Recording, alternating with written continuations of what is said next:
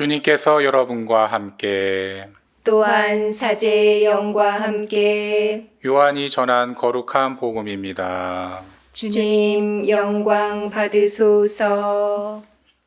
그때 예수님께서 제자들에게 말씀하셨다. 나는 너희에게 평화를 남기고 간다.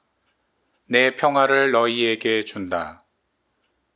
내가 주는 평화는 세상이 주는 평화와 같지 않다. 너희 마음이 산란해지는 일도 겁을 내는 일도 없도록 하여라. 나는 갔다가 너희에게 돌아온다고 한 내 말을 너희는 들었다. 너희가 나를 사랑한다면 내가 아버지께 가는 것을 기뻐할 것이다. 아버지께서 나보다 위대하신 분이시기 때문이다. 나는 일이 일어나기 전에 너희에게 미리 말하였다.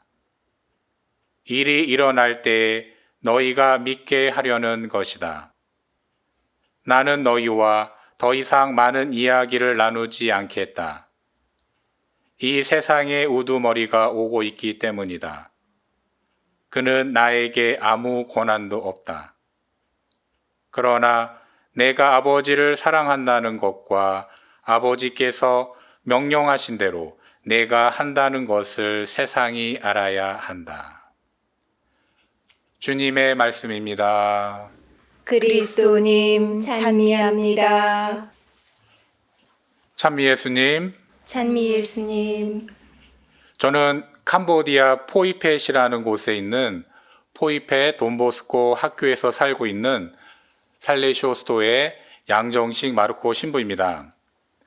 포이펫은 태국과 국경을 접하고 있는 지역적 특성 때문에 카지노가 많고 태국으로 건너가 접시 닦기 등 일용직으로 생계를 유지하기가 수월한 곳입니다.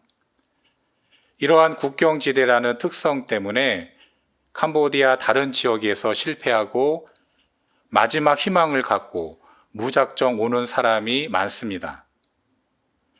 이런 이유로 가난한 사람이 많고 특히 가난 때문에 고통받는 아이들이 많습니다. 많은 아이들이 생계 때문에 빈병을 죽거나 심지어 구걸하도록 길거리로 내몰리거나 방치됩니다. 돈보스코 학교는 이런 아이들을 우선적으로 선발해서 초등학교 1학년부터 고등학교 3학년까지 무료로 교육하고 있습니다. 12년 동안 캄보디아에서 선교사로 살면서 가난 때문에 고통받는 아이들의 운명에 절망한 적이 많았습니다. 빚 때문에 15살에 50살이 넘는 남자에게 시집을 가는 아이.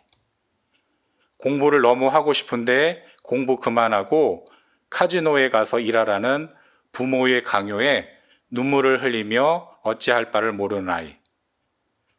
가족 생계를 위해 떼약볕 아래서 구걸하거나 빈병을 줍는 아이도 있습니다.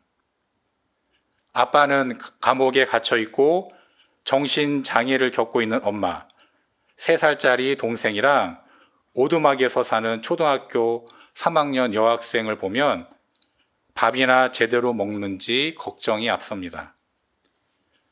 이런 극심한 가난 때문에 고통받는 아이들을 보면서 왜 이 아이들은 이런 운명으로 태어나야만 하는가 하는 의문과 절망으로 괴로웠던 적이 많았습니다.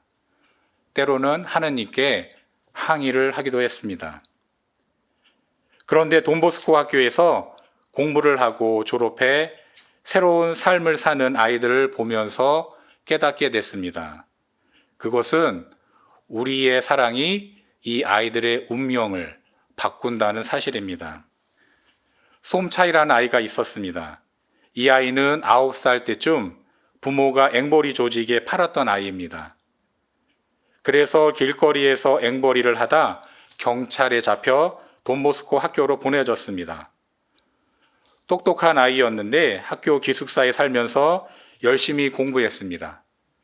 그 결과 프놈펜에 있는 왕리 프놈펜 법대를 나와서 한국 정부에서 지원하는 장학금을 받고 연세대 법학과에서 석사학위를 받아 캄보디아로 돌아왔습니다.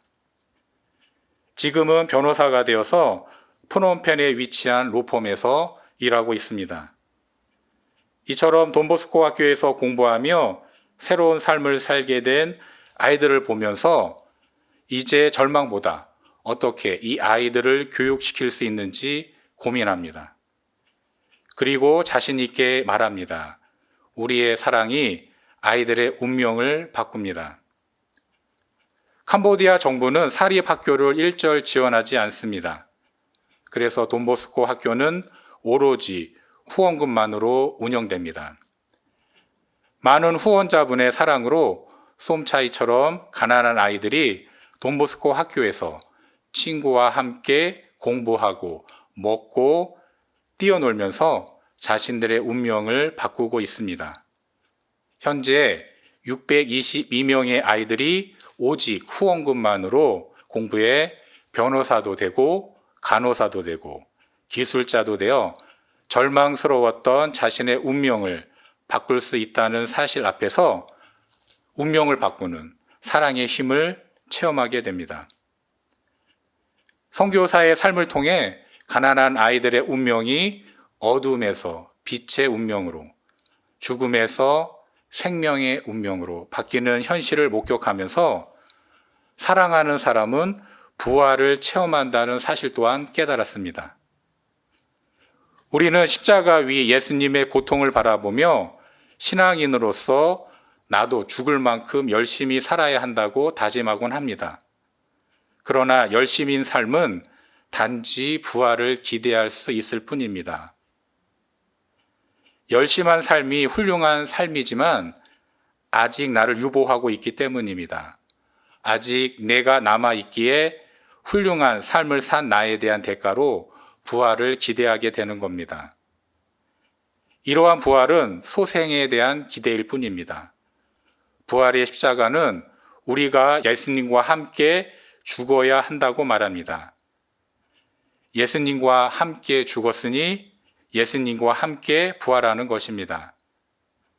내가 십자가 위 예수님과 함께 죽음으로써 용서하고 화해하고 잘못을 인정하고 미안하다고 말하고 험담하지 않고 칭찬합니다. 예수님과 함께 죽음으로써 너가 변해라고 말하지 않고 내가 먼저 변하고 내가 가진 것을 나누어 너를 살리게 됩니다. 이렇게 우리는 내가 예수님과 함께 죽음으로써 사랑을 실천하여 그 부활을 지금 여기서 체험하는 겁니다.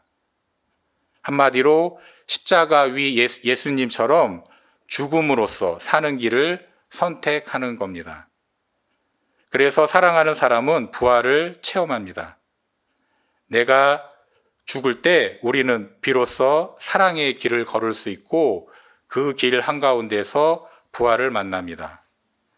내가 죽지 않았는데 어떻게 부활을 체험할 수 있겠습니까? 죽지 않는 부활은 소생에 대한 기대일 뿐입니다. 우리는 부활 시기를 보내고 있습니다. 부활 시기는 죽음으로써 사는 길을 걷는 사람이 부활의 기쁨을 맛보는 시기입니다. 열심한 의지로 넘어 예수님 부활을 체험하고 그 힘으로 십자가 위 예수님과 함께 죽는 신앙으로 거듭나는 시기를 보냈으면 좋겠습니다.